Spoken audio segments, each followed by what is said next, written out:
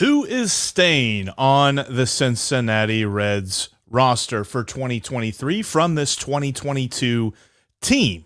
I think there's some obvious players, but there's also some not so obvious ones. We're going to discuss those, and we're going to take your questions here on this edition of the Locked On Reds podcast. You are Locked On Reds, your daily Cincinnati Reds podcast. Part of the Locked On Podcast Network, your team every day. You are Locked On Reds, the live edition. Thanks for joining us. Thanks for making Locked On Reds your first listen of the day.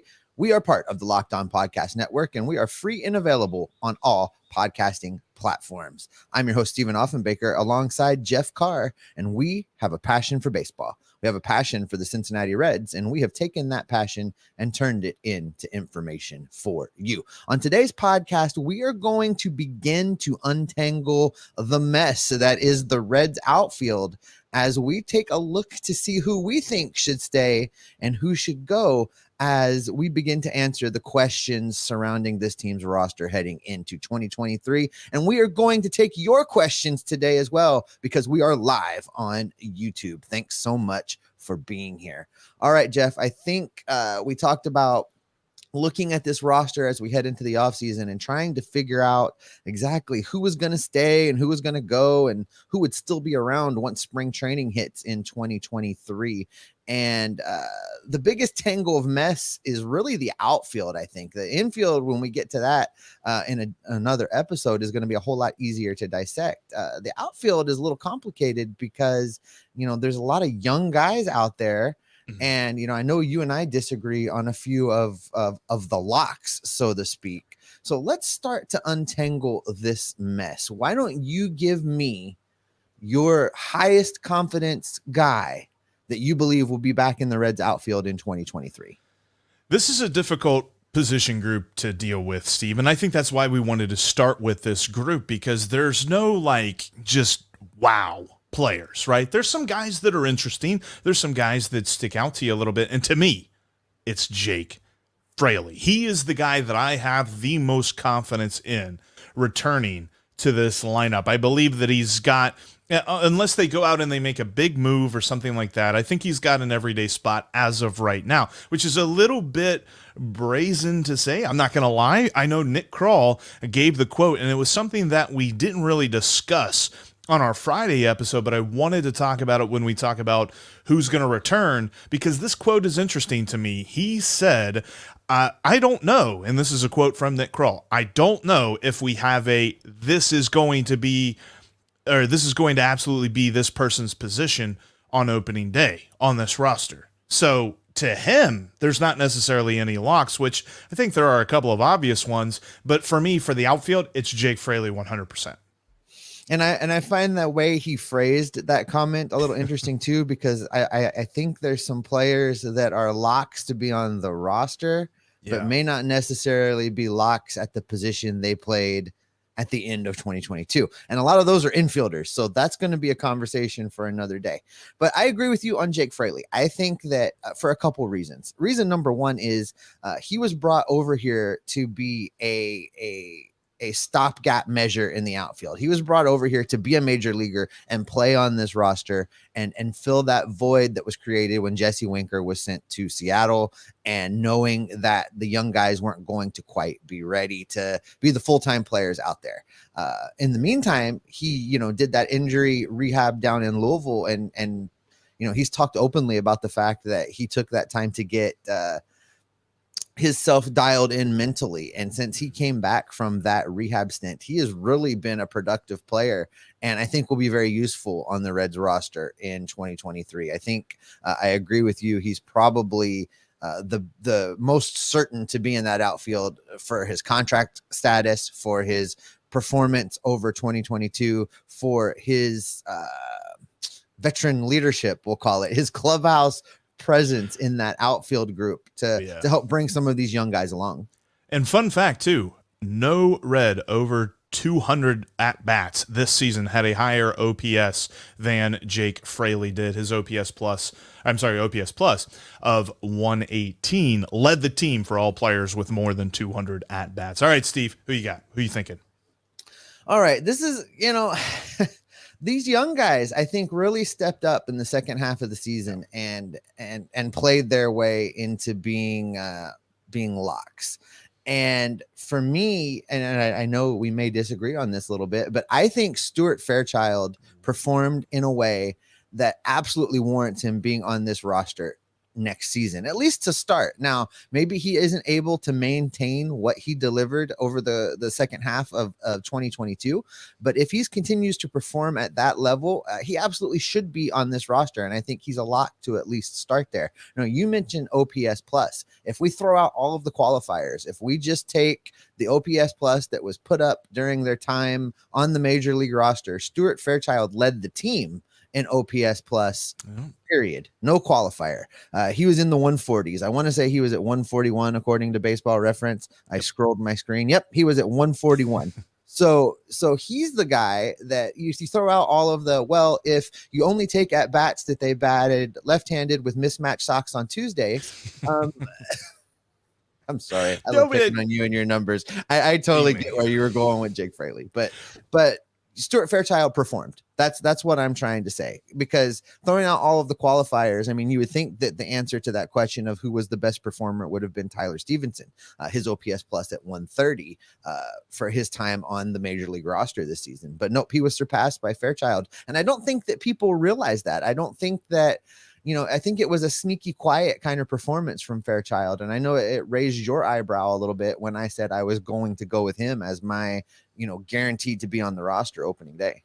Fairchild did it in the kind of sample size that I'm like, okay, I want to see more. I'm not confident I know who he is, because he had a slugging percentage of 523. I got the numbers pulled up. 523 in the 86 at-bats that he had. Do I think he's going to slug 500 over the course of an entire season? No. But I think he showed that he's got the kind of tangibles at the plate that make you want to see more. He at least left you wanting more. There's been plenty of guys on this roster this year that did not do that. Stuart Fairchild did that, and he showed speed on the base paths. He didn't have any steals, but he was the kind of guy that would go first to third easily. He would score from second easily, like on a single or something like that, and he made hit and runs possible, something that you and I both think will be, featured more without the shift going on in Major League Baseball in 2023. So yeah, I do want to see more of them. I'm interested in this because I think when we say the word lock, we say, yes, this guy is definitely going to be here. I don't think that he should be a guy that the Reds look at and say, well, because we have Stuart Fairchild, we don't need to go out and get somebody. Like, I believe that he should get a more extended run next year, but I don't think it should be at the expense and say, well, we have Stuart Fairchild, we're good. I'm glad you mentioned his speed, because that's an area that we should dial in on for just a second, because not only does he bring you the ability to go first to third, you mentioned no stolen bases, but remember that next season, the rules are changing. Major League Baseball is putting an emphasis on bringing back the run game. The bases are going to be larger. The hope is that players will attempt to steal more bases, that there'll be a little bit more electricity out there on the base paths. And Fairchild's a guy that can give you that. So I think that just lends itself to one more check mark on his list of reasons that he should be on this roster come opening day. Now, I hear you. It's a 38 game sample size. I get it. It's not somebody, we're not going to go out there and give him a 10-year contract extension. I understand. But with the group of people that are in camp, because you're presupposing that they're going to go out and sign somebody. Now, you think they should go sign somebody. I think they should go sign somebody, but the question of whether or not we believe they're going to go sign somebody is not as clear. So if we're taking the players that we've got available to us right now, which of those guys do we think stick to this roster? Well, I think Stuart Fairchild's one of them.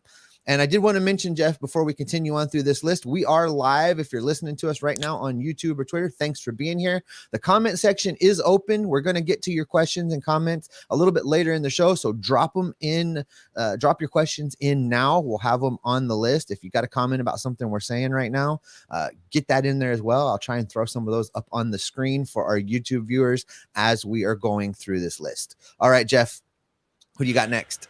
Well, I tell you what, Steve, my next guy is the guy I thought you were going to say, because I have more confidence in him making the roster than I do Stuart Fairchild, and we're going to get to him coming up here next as we kind of get into the guys who our confidence levels are a little bit more questioned. These aren't necessarily locks, although the guy that I have, I think he is a lock. We'll get into that, and if you're looking for the kind of lock when you're looking for safety on your house, you got to look at SimpliSafe. The numbers don't lie. In the last decade, over 4 million people have switched to SimpliSafe. They just provide the kind of home security that you're looking for in any home security company, let alone one that gives you the freedom that SimpliSafe does. At SimpliSafe, your safety is the only thing that matters. I know because I use it. In fact, the reason that I use it is it was easy to install. I didn't have to worry about scheduling a tech to come out and making sure that I was home when he came or she came and set everything up for me. SimpliSafe sends you the equipment. They send you the instructions, and the instructions are easy to understand because, as you guys know, sometimes I'm a little bit small-brained when it comes to stuff like this, and they help you out because it's super customizable. There's not a situation where you have to purchase things that you don't need in order to get certain things that you don't want. Thinking of, like, cable packages where you got to get a bunch of like finance things just to get a bunch of sports pack. No. SimpliSafe will sell you exactly what you need for your house. Plus, the system integrates well into your home. And it's not something that, like, oh, you got this bulky box over on the wall that you just hope people don't look that direction. This fits in nicely, and it doesn't mess up the feng shui of your interior design. Plus, it can move with you. If you happen to move to a new home, you can just remove the elements safely from the wall without worrying about damaging stuff and take them to your new place. You can customize the perfect safety system for your home today in just a few minutes. Go to simplisafe.com/lockedonmlb, and you can save 20% on your SimpliSafe security system when you sign up for an interactive monitoring plan, and you get your first month for free. That's a lot of good stuff there. You go to simplisafe.com/lockedonmlb to learn more. There's no safe like SimpliSafe.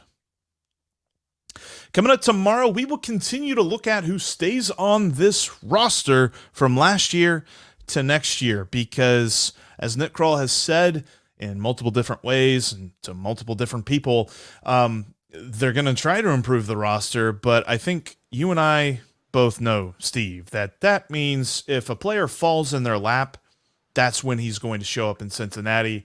They're not going to go out and go crazy trying to sign guys. So it's all about who can stay on this roster. And we've been talking about guys who are locks, guys who are higher confidence in the outfield, a very interesting position group when it comes to performance. We saw some ups and downs, a lot more downs than ups, but there was a guy that I thought you mentioned before you got to Stuart Fairchild, and that's TJ Friedl. TJ Friedl has shown to me to have the potential to be part of this team whenever it is a playoff team again. I'm not necessarily sure if that's as a starter, but as a fourth outfield type guy, I think he has shown the ability. He's got some pop. He can be a little bit streaky with the pop. It can kind of disappear sometimes, but he has shown to be the kind of guy that they were, comfortable with putting in the leadoff spot at different points during this season. And overall, his performances, I know that you want to see an uptick in the on-base percentage, but his OPS plus was over 100. Well, his OPS plus was barely over 100. Let's not get carried away. He was 1% above league average with an OPS plus of 101. Here's the thing, and here's why I actually put him just a tick below Stuart Fairchild, and mostly because Fairchild intrigues me a little bit more. With TJ Friedl, we had a pretty decent sample size with him. He played in 72 games compared to Stuart Fairchild's 38. Now, Stuart Fairchild, I feel like in those 38 games outproduced what TJ Friedl brought to the plate pun intended, in those in those 72 games. So for me, if you are looking for that fourth outfielder, and that may be what we're doing, again, I don't have high confidence they'll go out and sign somebody, but they might.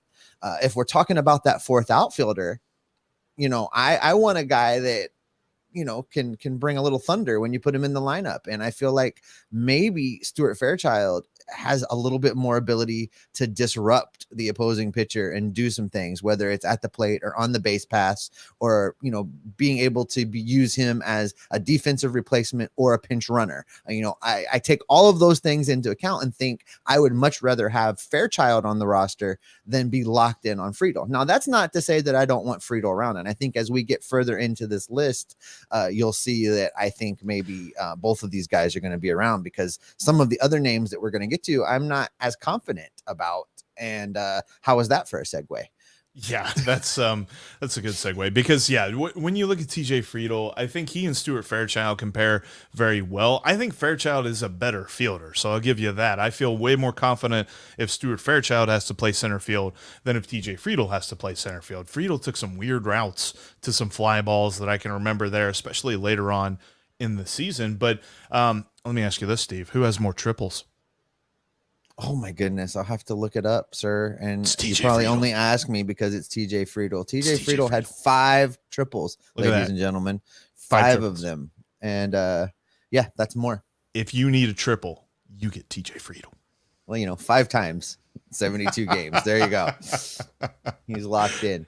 All right, Steve. And we are live, Jeff. Don't forget, we are live on YouTube right now. We want your questions. We want your comments. Drop them in for us. We're coming up on Q&A potpourri time. So we'll talk about anything you guys want to talk about within reason. Disclaimer, asterisk. We'll talk about as much of the things as you guys want to talk about as we can. So get those questions and comments into the feed. We'll be getting to those in just a few minutes. All right, Jeff, I think we go now with the guys that we're not as certain will be here next year. And some of the names on this list are a little surprising. I'll let you lead off the discussion on that. Yeah, and it's very obvious. There's a name that we have not mentioned. He was the promised son. He was the guy who was going to lead the Reds back to the promised land. And he is now no longer a guy that I think is a lock for this roster. In fact, he's probably near the top of my list for a non-tender candidate, and that is Nick Senzel. And I don't necessarily know that non-tender is the way to go with him, but if the Reds have an opportunity to go out and get somebody that they could bring in and make this roster a little bit more stable, that's not Nick Senzel. It's going to be Mr. Outside Hire. And I did see as well, Bobby Nightingale had posted, I think it was from Spot Track officially, the projected arbitration numbers for different guys who are in their arbitration years. Nick Senzel is due to make $2.2 million, at least, in the estimated category. So I look at him and I say he's a maybe for me. Plus, I know what we don't know about Nick Senzel, and we don't know that he's going to be a productive member of this team whenever it's good again. Everything you said is correct, but for them to just non-tender him, I don't see that happening. And he also has no trade value. So if they tender that contract, he's gonna be around. I really feel like, given the current thinness, we'll call it, in the outfield, the fact that a lot of the youngsters aren't quite ready yet, I see Senzel making this team. Now, I didn't put him on my lock list either because, stranger things have happened. He could be included in a change of scenery deal that the Reds may or may not do this offseason.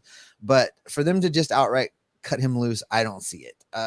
For me, he, as you mentioned, was the promised one. He was the one that was going to be a superstar forever. What he does still bring to the table when healthy is the ability to play multiple positions. He plays great defense at all of those positions. When he's in the lineup, if you stick him down there 6, 7, 8, 9, somewhere in that range, he can be a valuable hitter at times. So I think at the very least, he's going to start the season on the active roster. What would be great is if he goes out and has a tremendous first half, is playing well, and you can flip him for something as the youngsters begin to move up and need those spots to play in when Matt McLean takes over in center field. way too early prediction, way too early question. Do you think he plays more in the outfield or more in the infield? Because it felt like they were setting him up for a utility role. I think he's going to be the super utility. I don't think they have the stones to make Kyle Farmer the super utility like they should.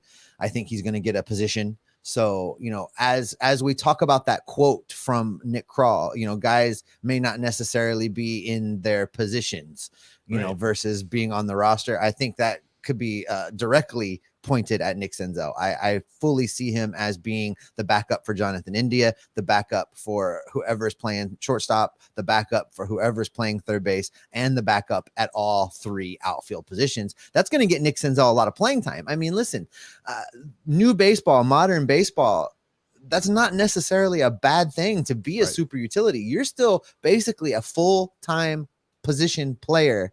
You're just playing at a different spot throughout the week. And I think that says a lot about Nick Senzel's athletic ability. If he can be healthy and deliver in that role and provide a little bit of offense along the way as well, it could make him valuable again. A different kind of valuable than we thought he was going to be, but still valuable. Right. I definitely think the prophecy was misread when it came to, the one that would bring balance to the force. I think it's Ellie De La Cruz. It's not going to be Nick Senzel, but he still could provide value in some other areas. Oh, absolutely. Another guy that showed up with a lot of promise, in fact, a month's worth of promise, and may have used up his entire career's worth of promise in that month. But that is Aristides Aquino, who beyond all reason is still on this roster and is still getting a significant amount of playing time on this team. You talked about arbitration numbers. If you look at Aristides Aquino's projected arbitration number is $1.6 million. Now that's not a super huge amount of money, I guess. For you and me, it is. For Bobby Castellini, he'll sell a couple more or cantaloupes and he'll be able to pay that. But I don't know, Jeff. I feel like the Aristides Aquino experiment should be over, and yet there were moments. Just this guy just continues. It's like my golf game. It's horrible all of the time, but there's usually like one drive. Good swings. There's one good swing that brings me back again, and that's really my descriptor for Aristides Aquino. He's bad all of the time, but he has one or two good swings that just make you think, wait a minute. And then we get to that whole thing where Eric Davis and Barry Larkin called him out publicly on a television broadcast. And then he began to change things after that. And he looked different at the plate, different enough that I maybe want to see him in spring training and see what the offseason does for him. I don't know, Jeff. I don't know what to do with him. He really is confounding to me. See, when it comes to Aristides Aquino, I know what I think about him. He makes you want to drink, doesn't he? I love him. No, I promise this is a Pepsi. That was well-timed can opening, Jeffrey. I love him as a fan. I love watching him play. It maddens. It just absolutely drives me crazy when he strikes out. So, yeah, I've been pretty insane this year. Well, but talk about his arm, though. Talk about that defense. The defense, the fielding, what he can do. And when he's on the base paths, not a lot, but when he's on the base paths, he's actually pretty fast. He uses those long legs to his advantage. The thing of it is, and credit to friend of the podcast, Lance McAllister, for this quote. He is the barometer. He is the measuring stick for this roster, because the Reds roster needs to be good enough that it can no longer rely on him, because right now it's not good enough to do that. And I think that's where we were with Nick Senzel. They're not good enough to get rid of them. I don't know that it's good enough to get rid of Aristides Aquino, because I don't know that there's a better outfield defender on this roster. I think that his range, his arm, his glove, everything that he does on defense, you almost have to excuse for the lack of production at the plate. And I know that it's weird to say that the Reds have a defense-first corner outfielder, but when he does get a hold of the ball, it does go far. It's just he doesn't get a hold of the ball very much. So what we know about Aristides Aquino is he's not going to be a part of this team whenever it's a playoff team again.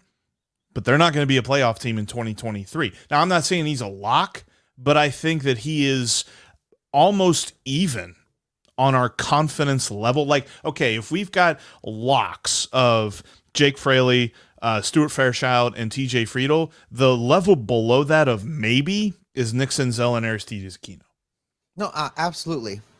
And we've reached the point in the roster now that we've got Aquino in the conversation. Yep. Everything after Aquino is a whole lot of youth movement. It's a whole lot of these young guys, and we question whether or not they're going to make it. We can question who's actually going to be listed as an outfielder by the time they reach Cincinnati, all of those kind of things. We're going to get into that. We're going to get into your questions and comments. We're going to talk about all of those things coming up right after this. If you're not following us on Twitter, you are definitely missing out, and we're missing out because we want you to follow us. We want that interaction. You can follow Jeff and I both on Twitter. We're on there a lot. You can follow me at S. Offenbaker. That's with 2 F's. You can follow Jeff at Jeff Carr. That's Jeff with 3 F's because, as I've always told you, spelling is hard for him. You can also follow the show at Locked On Reds. Make sure you are subscribed to us both in the audio feed and on YouTube. If you're watching us on YouTube live right now, thank you so much. We appreciate you being here. Make sure you have not only clicked the subscribe button down below, but you click that notification bell as well, so that when we go live like this, when we put extra stuff, you always are notified and you never ever miss it.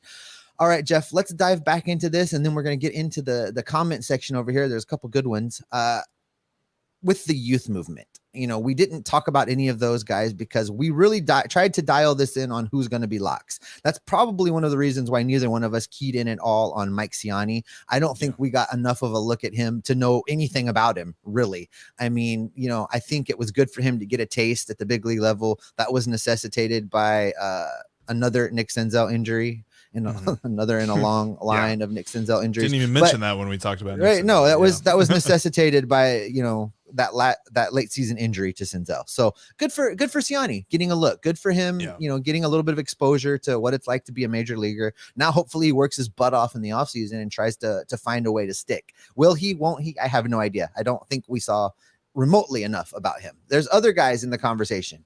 We've talked about Matt McLain being an outfielder on the big league level. We hoped that was the reason for his Arizona Fall League appearance.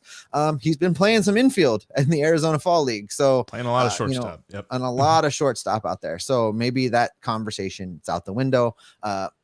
And then again, we just don't know what they're going to do. Let's dive into the question and comments here. And, this first one kind of lends itself to that because Sam's asking us if we talked about any potential moves at the winter meetings. I'm not going to dig into a lot of what we hope that they do at the winter meetings, but specific to the outfield situation, hopefully there is some kind of move, Jeff. I think you and I both agree that they need to do some kind of Tommy Pham-like signing, a 1-year deal on a guy that has had some success that you can bring in here and potentially plug in the front half of the season, get him some playing time, let them have some success, let them mash at Great American Ballpark, and then flip them for whatever you can get in return.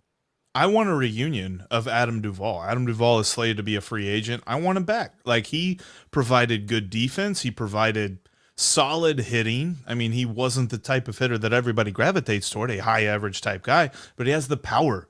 This team had no power last year. I mean, Brandon Drury was the best power hitter on this roster all year long, and he wasn't on the team all year.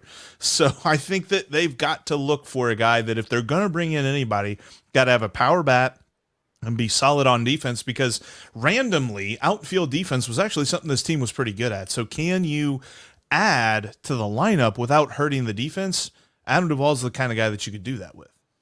Let's keep going. Sam kind of rapid fired a few things in here, and they're all pretty good questions. We're just going to go down his list, Jeff. Sam says he heard a rumor over the weekend that the Reds and the Braves have been talking with potentially the Reds shipping a shortstop to Atlanta in return for some pitching help. I want to dive right on this, and God help us if this is true, unless the shortstop is Kyle Farmer. I am not in on this at all. I think it is way too soon for the Reds to be looking at trading any of those guys coming up through the system. We don't know enough about them to know whether or not we've got guaranteed major leaguers or not. Maybe they'll give maybe Jose Barrero, you could trade him away knowing that he's not going to be your guy. I think we may have established that with him, that he's not going to be the guy. So other than that, no. And as far as pitching help goes, I think there's way too much young pitching talent coming up through the system right now for them to panic trade to bring anybody in to fill a gap. I think they'd be much more inclined to just band-aid a fourth and fifth starter, waiting to see if Williamson pans out, if Connor Phillips makes a big jump, if Chase Petty makes a big jump. There's a lot of names in the system right now that aren't really that far away. Yeah, I think the only thing that would make sense on this is if you're training for like Ian Anderson or Kyle Wright. I would not think that a trade for a relief pitcher would benefit the Reds very much next year. I know that we said that they need to add to the bullpen, but not at the expense of one of these possible shortstop studs. I mean, make no mistake about it, these guys that we're talking about are possible studs, not just possible starters. Which, by the way, the Reds don't have a shortstop right now. Like, I know that Kyle Farmer's filled in admirably, but the key word there is filled in. The blasphemy of your mouth. And Jose Barrero has shown no confidence whatsoever. That's going to be a guy we talk about tomorrow that he's going to be low on that confidence level. So I look at this and I say, if they make a trade like that, it better be for one of those key young pitchers that have impressed already at the major league level, not for a prospect who's going to be here in a couple of years and not for a relief pitcher. So I mentioned this just a second ago. Sam mentioned it, and we can talk about this guy for just a minute. Reds rotation, we know who 1, 2, and 3 are going to be opening the season next year. 4 and 5 still up for grabs. Brandon Williamson is going to be one of those guys in that conversation, Jeff. And I know we'll spend a lot of time this offseason talking about some of these young pitchers working their way through the system. If I can pull it off, I'll get a few of these young guys to come in and sit down for some lefties in the bullpens, and we'll talk about their offseason workouts. But Brandon Williams specifically, if I was going to put a descriptor on his 2022 and what I think about him for 2023, I think his 2022 would be labeled a disappointment. I think he did not make the strides that we all hoped that he would make there at AAA and find his way to a Reds pitching staff that was in need of some help. I get maybe the Reds didn't want to start that clock, and that's just speculation on my part. But I also can fully acknowledge that Brandon Williamson did not force the issue. He didn't do anything that made Nick Krall basically have to bring him up. Yeah, I look at him and I say he's a dark horse for the fourth or fifth spot in the rotation, but I do not think it's expected of him. And I wonder how good he's got to be in spring training. And plus, we all know what being good in spring training means. It's literally just a short, tiny little sample size of an audition for him. I think we'll see him, and we'll see him earlier than, sooner rather than later next year, but I don't necessarily think he's going to be on the opening day roster. All right, you're going to love this next one because nobody ever likes how you dress, Jeff, but here you go. Justin says that he likes your shirt and thinks maybe it's a nod to who you're pulling for in the playoffs this year. Hey, I told everybody they were getting disrespected, and you saw what they did to the Rays. That pitching staff, man, they're going to shut them down. And also one of my favorite Marvel movies as well. But no, I love what the Guardians did, and I know that was a crazy 15-inning 1-0 win. But the postseason comes down to pitching and defense, and the Guardians got that in spades. Yeah, you were over at Nippert, and I was blowing up your phone like, I can't believe you're missing this game. This is so good. It was so good, Jeff. I mean, it's I know people that are the casual baseball fan and people that knock baseball are like, 0-0 through 15 innings must have been so boring. That was an electric game. I mean, every inning you're hanging on what the pitching staff's going to be able to do. And the fact that pitcher after pitcher comes into that game and continues to nail it down. And then the Rays go to Kluber in relief. First time that guy's pitched a relief appearance in almost a decade. And ultimately he gives up the home run that, gives Cleveland the walk-off. I mean, what's the line? How can you not be romantic about baseball from Moneyball? I was thinking that's the one, you right? Got it. I was thinking it. Hey, and shout out to Justin. He is our new co-host for the Locked On Guardians podcast. So, oh yeah. Well, no wonder. See, there you go. He knows what's up. No, and one other question too, and I wanted to ask you this. Well, right before we get to How is Hawaii, When you saw the news this morning, as I saw the news this morning, that the Atlanta Braves signed a 6-year extension with Spencer Strider for $75 million. So let's put that into perspective real quick. That's not expensive. I know that the answer is yes to can the Reds do this. Will the Reds do this with anyone? I don't even care who it is this offseason, but will the Reds do this with anyone this offseason on their current roster? So this is a should they, can they, will they question. Because should they and can they is yes. Absolutely. The question is, will they? I'm going to go out on a limb here, and I'm going to say probably one guy. Somebody will get an extension like that. I think that it's with so much young talent being on this roster right now, it would behoove the Reds to do this with one person and then see what happens in 2023. And maybe you do it again in the 2023 offseason with another person, and you start to get guys staggered that way. And you can help to alleviate the problem of having 3 starting pitchers that are all going to be going into that trade window that we've pretty much determined the Reds absolutely have to have on them if they're going to continue to run this Tampa Cleveland model of roster churn for talent. You can get out of that a little bit if you start staggering the guys up just a bit. So yes, I think they could. And I think you absolutely go have that conversation with Nick Lodolo this offseason. I know that might surprise you, but I think he's the one. I think you get him locked up and then you build from there. He'd be my pick, or Tyler Stevenson, one of those two guys. And I think that you could get Nick Lodolo for that deal for Spencer Strider, maybe even a little bit cheaper. But I saw that news and it just absolutely floored me, because they also carried that with looking at the Braves roster. The big time player on their team that is the next free agent is Kyle Wright, and it's in 2026. Ozzy Albies is signed through 2027. Ronald Acuna through 2028. You have Austin Riley through 2030. Like, that's brilliant. Whatever Nick Kroll has to do, if he has to call Alex Anthopoulos and be like, how'd you go through these discussions? I want to do that with our guys. Do that, because that is what is going to get me jazzed. I know they're not going to go out and sign a big-time free agent this year, and they're not going to make a big-time trade for a major league established player this offseason. You do that, you sign Nick Lodolo, you sign Tyler Stevenson, you sign them, and you nail them down for multiple years, maybe a couple of their free agency years. Boy, we're having a party. Absolutely. And I threw this up there. Henry Scully asking, how is Hawaii? Let me tell you, man, there's not a bad day in Hawaii as far as being in Hawaii. I live the dream most days. Jeff knows I rub it in a lot too off air.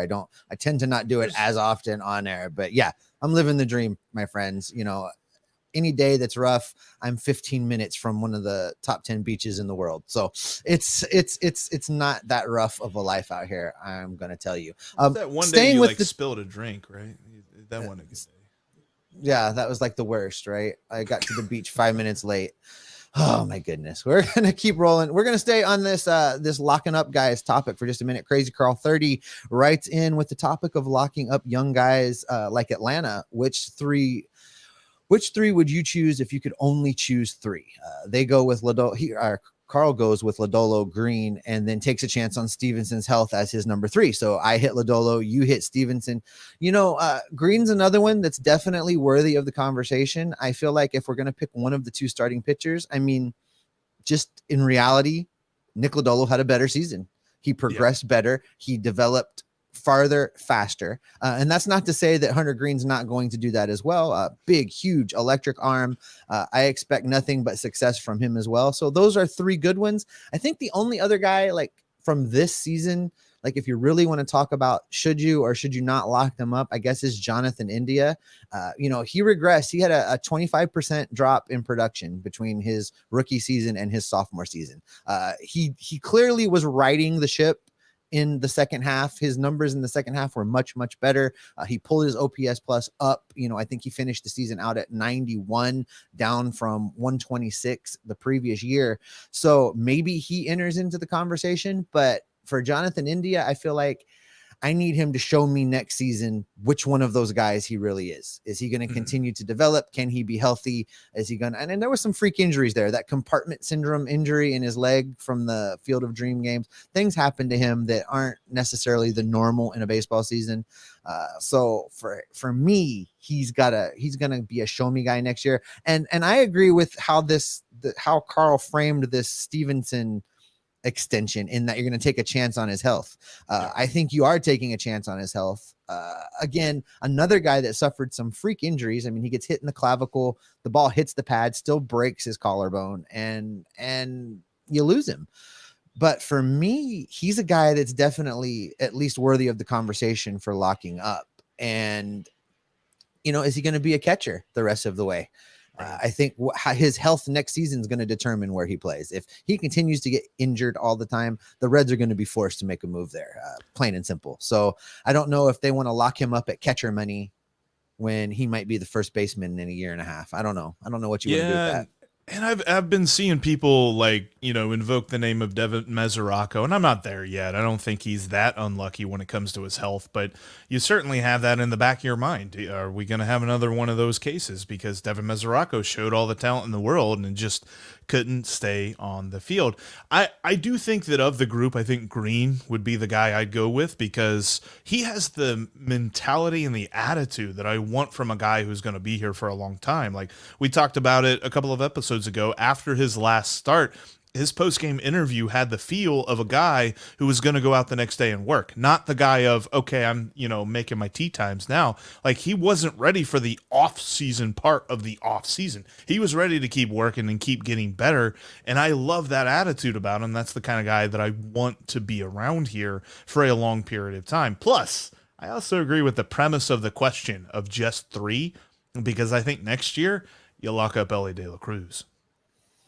Ooh, that's a fire take. How about we let him have a major league at bat before we decide whether or not we're going to give him a giant contract extension? I mean, I get where you're coming from, but how about we let him get his first major league hit and then talk about how that's going to play out? Here's one that's going to break your heart, Jeff, and interested to see where you want to do with this. The question comes from Jay. Does Votto retire after next season when the Reds don't pick up his option, or does he sign elsewhere? This is going to be something that we think quite a bit about this year, because it's going to depend. If he is having the comeback player of the year season that we expect him to, that we are like, yes, this is going to happen, it's going to be hard for the Reds to say no on that option. But I almost feel like they've already said no. Like I almost feel like they've already informed him that he's not getting that option. Now, do they negotiate a new deal with him? Maybe try to see if they can sign him for less? They'd be stupid not to. The thing of it is, he has always said he wants to play here. Like even with the idea of Toronto looming, no one has gotten an answer out of him of just like, yeah, I wouldn't mind playing for the Blue Jays. It has always been, I'm a Red. And I think that there's a discussion to be had that if they don't pick up that option and he cannot sign a deal and he doesn't want to sign a deal for less money, if he does retire, because I think there would be a long and hard conversation for him of, will I play anywhere else? Because he has always said that he will not. I think I agree with you. One of the things that we know for sure, there's not a lot we know for sure. Here's what we know for sure. We can't begin to understand what's going on in Joey Votto's mind, right. When it comes to baseball. He better than anyone will know whether or not he still thinks he has the ability to compete at a high level. And we've heard him say those things before. And I don't think that it's cliche or it's just him saying the expected. I really think if he feels like he can contribute and go play someplace else, that's exactly what will happen. I'm wondering, so my comments for those, little inside baseball here, guys, when my comments come through, multiple people are posting, things get broken up, but it looks to me in my comments like that Crazy Carl is Carlos Guevara. I think that might be the case, which makes this next one I'm going to throw up here interesting because it's along this topic. So Crazy Carl posts, it all depends on how good a year he has. This will be his last year in Cincinnati, no matter what. So I think that goes along with what you just said, what I just said. And then if this is Carlos, I put a little bit more weight on that statement than if it was anybody else posting it. So, I feel like this is probably true. I can't envision a scenario where the Reds pick up that option. I just don't see it. So for me, then it becomes if Joey Votto has the comeback player of the year, like you and I both think that he will, someone's going to give him a deal. Someone's going to give him a contract. And, I would love to listen. I want him to go get a ring, and I don't care who it's for. Whoever he signs with and goes to chase that ring, I'm going to be locked on Joey Votto that year. Whatever team that is for. He deserves it. He should get it. I think Carlos is confirming this is him over here in my chat feed. So thanks, Carlos. I appreciate you being here and participating in the Q&A today, because this Joey Votto leaving is a topic that hurts my heart. Dude, it's anxiety inducing because we've never done this. Like, I mean, I know that there was a little bit of speculation back in the day, but obviously we weren't doing this podcast then. But we have never had a year that we enter into thinking this could be it for Joey Votto. And this is the first year and probably the only year that we have to do this. But man, I mean, he has provided so much joy to me personally. And I know that there's lots of people that like to talk about the contract and say, oh, it's strap the Reds and blah, blah, blah. We'll get into that one day. It's not going to be this day. But he has provided. Yeah. Sorry, go ahead. I was going to say, he's provided so much joy for me as a Reds fan. And to think of him not being here is just a thought process that this is going to have to not be Pepsi whenever we dive into that thought. For sure. It's going to be a sad day because I don't know that we'll get another career Red ever. I mean, this might be certainly a Hall of Famer like Joey Votto is and will be. Right. We may never get another one of those just because of the way that this franchise operates, because I have a hard time seeing the Castellini family selling this team. There's no other business in the world they can get into where they have to do no work and make this much money. I don't see it playing out any other way. So, it's sad to think about it that way, but I think that's the reality. I think we're going to be a churn roster moving forward, and that doesn't allow you to keep a lot of guys around to see their whole Hall of Fame career play out. I know we've gone about 15 minutes over, Jeff. Let's take just a couple more quick ones here before we sign out for the day. This is a lot of fun. I mean, I can't help myself. Jeff knows this is my favorite part of when we go live is all of this comments and fan interaction. I love talking baseball with you guys. So Debbie Brown wants to know why you have jumped ship from the Seattle Mariners, Jeff, because she says she thought you were a Mariners fan. Luis Castillo was fantastic for them, and yet you're wearing a Guardians shirt. Listen, I am a fan of the Mariners, and I'm pulling for a Mariners Guardians LCS. I just think the Guardians are going to win, but this is a Guardians of the Galaxy t-shirt. It is not a Cleveland Guardians t-shirt. I don't own any Cleveland Guardians. It's too late for you to walk that back. I don't think. But let's talk for a minute about our guy Luis Castillo, because the start that he put up for the Mariners, that was exactly why they went out and paid what they paid to get him to Seattle and keep him from being a Yankee, keep him from being a Toronto Blue Jay. This was the moment why they wanted him there. And 100% the reason why whenever I said that the Reds won that trade, there wasn't a single Mariners fan that agreed with me, because they were all just like, the whole reason was for the playoffs, and we're happy with getting Luis Castillo for the playoffs. He pitched phenomenally well too, and it wasn't like a start where there was nothing going against him. There were runners on base. Like, the Blue Jays had opportunities, but just like La Piedra does, whenever there are guys on base, his stress level stays right here. Maybe even goes down a little bit. That guy is comfortable in any situation. I love to watch him pitch.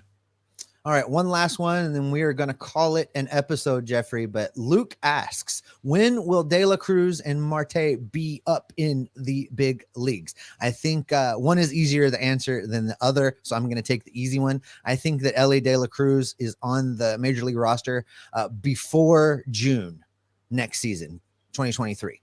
I believe he's going to open the season in AAA. I think that's part of the reason why they didn't move him up to AAA at the end of the season. He's going to have a great spring. He's going to look fantastic. They're going to send him to Louisville for some seasoning. And then right around Memorial Day, we're going to hear the rumblings of him moving up to Cincinnati. I think that Memorial Day weekend would be a great time to put some butts in the ballpark, call him up, and have him around. So I predicted that's how it plays out for him. I'm going to let you take the hard one and tell us about Noelvi Marte and when he might make his major league debut. I think he's going to be on the opening day roster in 2024. I don't think we're going to see him next year. I think what happens is he comes up in the spring, does a little bit of good in the spring, but they're going to let him experience AA, see what he does there. He didn't quite have the meteoric performance that Elly De La Cruz did. Elly De La Cruz does not look like anything rattles him at this moment. Like, he went into AA and immediately started dominating. I don't think there's anybody in the Reds organization that believes he's going to start next year in AA. He's going to start next year in AAA. And I think he just continues to rake, and they're going to have to bring him up because there's just not going to be a point for him or a reason for him to stay down there. But yeah, I think that Carlos, whatever. But I think that Noelvi Marte is going to be in AA and AAA all next year.